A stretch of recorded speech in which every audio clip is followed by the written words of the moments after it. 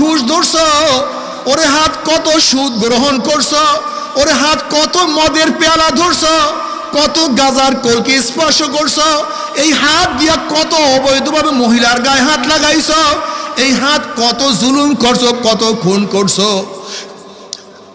এই পাও দিয়ে কি নেকের দিকে বেশি হাঁটছো না গুনার দিকে বেশি হাঁটছো? গুনাহ যা করছো তওবা করতে পারছো কি পারো নাই? আবার তওবা যা করছো আমার মাওলায় মাফ করছে কি করে নাই?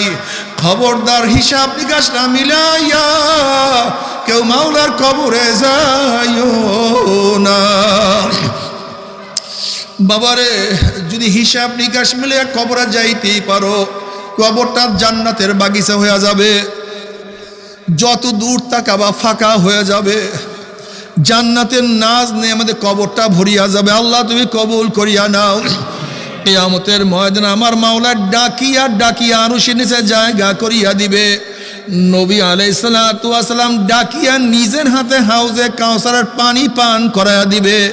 বুখারীর মধ্যে রওয়ায়াত আছে, মান শারাবাল লাম ইয়াজ মাবাদা, যেই ব্যক্তি এক পেয়ালা হাউজে কাউসারের পানি পান করবে 50,000 বছরের মধ্যে আর কোনোদিন পানির পাশা লাগবে না।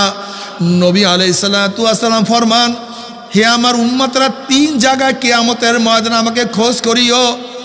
হাউজের কিনারে আমাকে খোঁজ করিও, মিজানের কাছে আমাকে খোঁজ করিও, পুলসরাতের গোড়ায় আমাকে খোঁজ করিও। নবী আলাইহিস সালাতু ওয়াস সালাম মিজানের কাছে দাঁড়ানো থাকবে, তার উম্মতদেরকে ওজন করা শুরু করবে।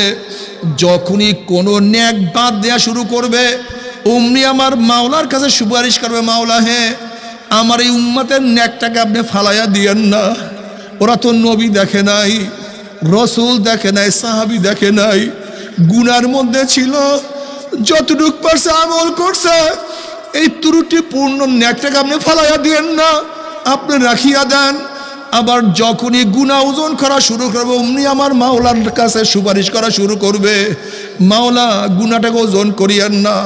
ওর বাবা নামাজ পড়তো না, কিন্তু ছেলে তো নামাজ ছাড়তো না। ওর মা তো পর্দা করতো না, কিন্তু মেয়ে তো পর্দা করতো। ওর বড় ভাই তো নামাজ রোজার কাছেও যাইতো না, কিন্তু ও তো ইবাদত ছাড়া এক মুহূর্ত গাফেল ছিল না। ওর বাবা দাড়ি রাখতো না, কিন্তু ছেলে তো দাড়ি রাখছে। ওর নানা, ওর দাদা তো ইবাদতের মধ্যেই নাই, কিন্তু নাতি হইয়া অল্প বয়সী স্কুলে পড়া অবস্থায় ইবাদত শুরু করিয়া দিছে। মাওলা হে নেকটাকে বাতিল করিয়েন না। আল্লাহ পাক রব্বুল আলামিন কিয়ামতের ময়দানে, বুখারীর মধ্যে রওয়ায়াত আছে, আমার নবীকে বলবেন সাল তুতা ইশফা তুশাফা, যে সুপারিশ করবেন আমি আপনার সুপারিশ কবুল করব, যা চাইবেন আমি আপনাকে দিয়া দেব। আল্লাহ কবুল করিয়া না। নবী আলাইহিস সালাতু ওয়াস সালাম পুসরাতের কিনারায় দাঁড়ানো থাকবে। বুখারীর মধ্যে দীর্ঘ এক রওয়ায়াত আছে, তার উম্মতরা পানি দেওয়া শুরু করবে। একদল উম্মতের ঈমান আমলে এত মজবুত হবে, 30,000 বছরের পুসরাত 1 সেকেন্ডের মধ্যে পানি দিয়ে আমার মাওলার জান্নাতে চলিয়া যাবে। আল্লাহ তুমি কবুল করিয়া নাও। যাদের ঈমান আমল একটু দুর্বল হবে, বাতাসের গতিতে পুসরাত পানি দিয়ে মাওলার জান্নাতে চলিয়া যাবে। যাদের ঈমান আমল একটু দুর্বল হবে, জোরে চলনেওয়ালা ঘোড়ার গতিতে পুসরাত পানি দিয়া মাওলার জান্নাতে চলিয়া যাবে।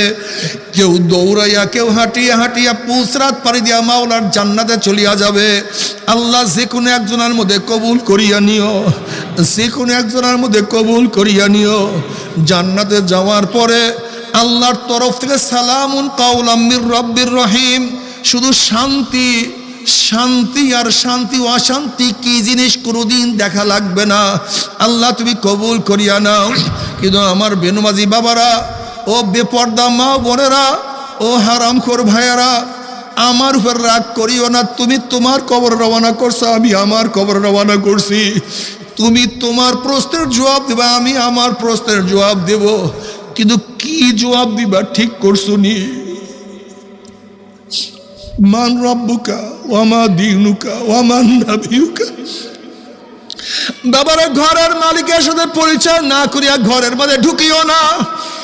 যদি ঘরের মালিকের সাথে পরিচয় না করিয়া রাত্রে ঘরের মধ্যে ঢুকিয়া যাও, চোর চোর বলিয়া তোমাকে লাথি মারবে, পিটান মারবে, অপমান করবে।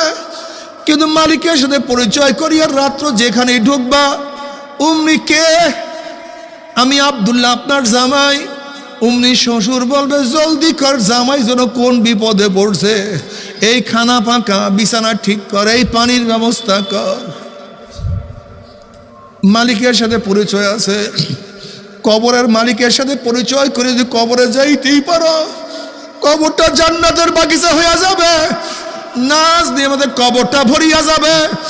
আর কবরের মালিকের সাথে পরিচয় না করি যদি কবরের মধ্যে যাও, মান রব্বুকা লা আদরি ওয়ামা দীনুকা লা আদরি ওয়ামান নাবিয়ুকা লা আদরি, আমি চিনি না, আমি জানি না, পরিচয় নাই। অমনি আমার মাওলার ডাক দেওয়া কাযাবাদুল্লাহ, আমার দুশমন মিথ্যা কথা বলছে, ওর সাথে আমার কোনো সম্পর্ক নাই, ওর সাথে আমার কোনো পরিচয় নাই, এ কবরের মাটি চাপ দে। অমনি কবরের দুই পাশের মাটি এত জোরে চাপ মারবে, চাপের জোরে এক পাজরে হাঁটি আর এক পাজরে লাগাইয়া ফেলাইবে। এ ফেরেশতারা কবরের মধ্যে আগুন ধরাইয়া দেয়, অমনি গোটা কবরটা আগুনে ভরিয়া যাবে।